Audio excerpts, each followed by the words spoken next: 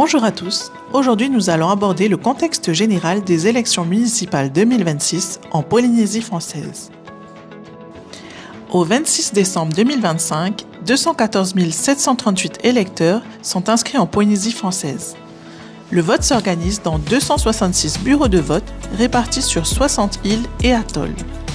1056 conseillers municipaux sont à élire sur la mandature 2026-2032.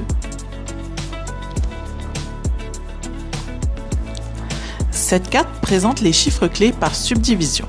Pour chacune sont indiqués le nombre de communes, le nombre de conseillers municipaux à élire, le nombre d'électeurs inscrits, le nombre de bureaux de vote et le nombre d'îles concernées.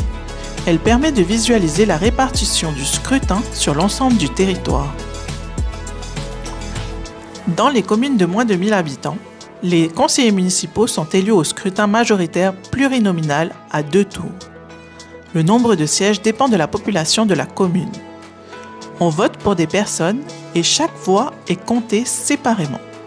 Le panachage est possible, ce qui permet à l'électeur de modifier son bulletin de vote.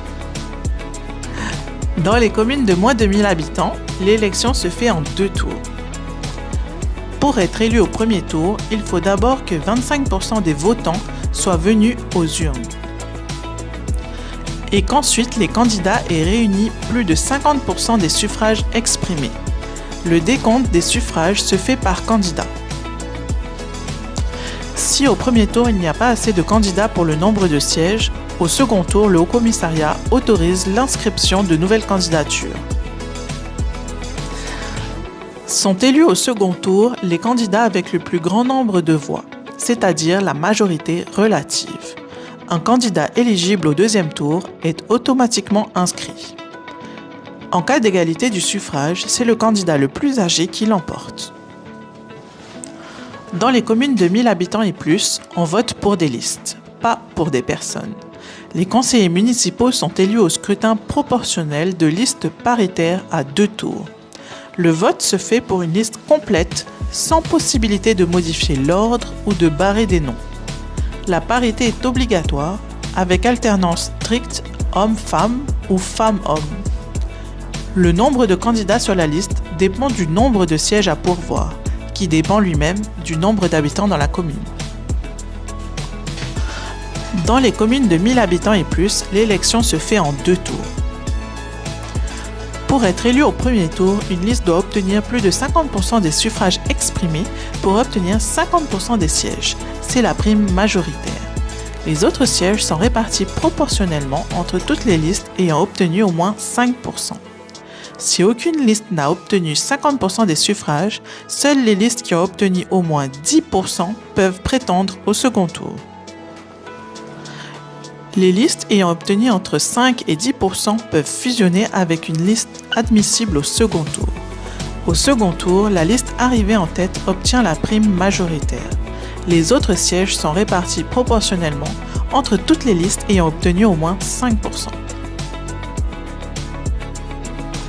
Dans le cas des communes de 1000 habitants et plus, qui ont des communes associées, le vote se fait pour une seule liste, divisée en autant de sections que de communes associées.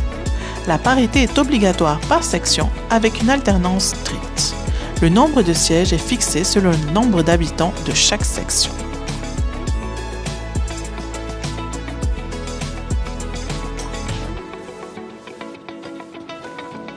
Dans les communes de 1000 habitants et plus, qui ont des communes associées, l'élection se fait en 2 tours.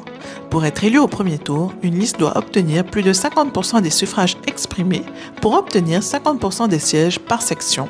C'est la prime majoritaire.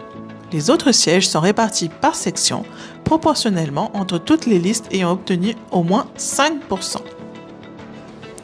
Si aucune liste n'a obtenu 50% des suffrages, seules les listes ayant obtenu au moins 10% peuvent prétendre au second tour. Les listes ayant entre 5 et 10% peuvent fusionner avec une liste admissible au second tour. Au second tour, la liste arrivée en tête obtient la prime majoritaire, répartie en sections comme au premier tour. Les autres sièges sont répartis par section, proportionnellement entre toutes les listes ayant obtenu au moins 5%. Voici un tableau récapitulatif établi par le Haut-Commissariat du nombre de conseillers municipaux à élire selon le nombre d'habitants. Quand la population évolue, le nombre de sièges évolue. Par exemple, les communes de Rapa et Makemo compteront moins de conseillers à élire qu'en 2020. A contrario, la commune de Tapu-Tapu-Atea en comptera 2 de plus.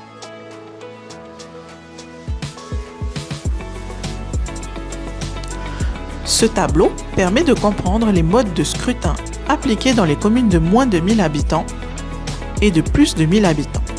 Selon la taille de la commune et la présence des communes associées, le mode de vote diffère. La répartition est présentée par archipel et par commune.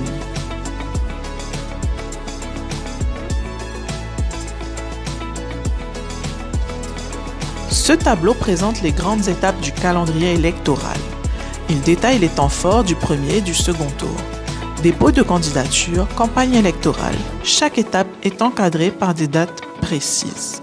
Les électeurs sont appelés aux urnes le 15 mars puis le 22 mars en cas de second tour.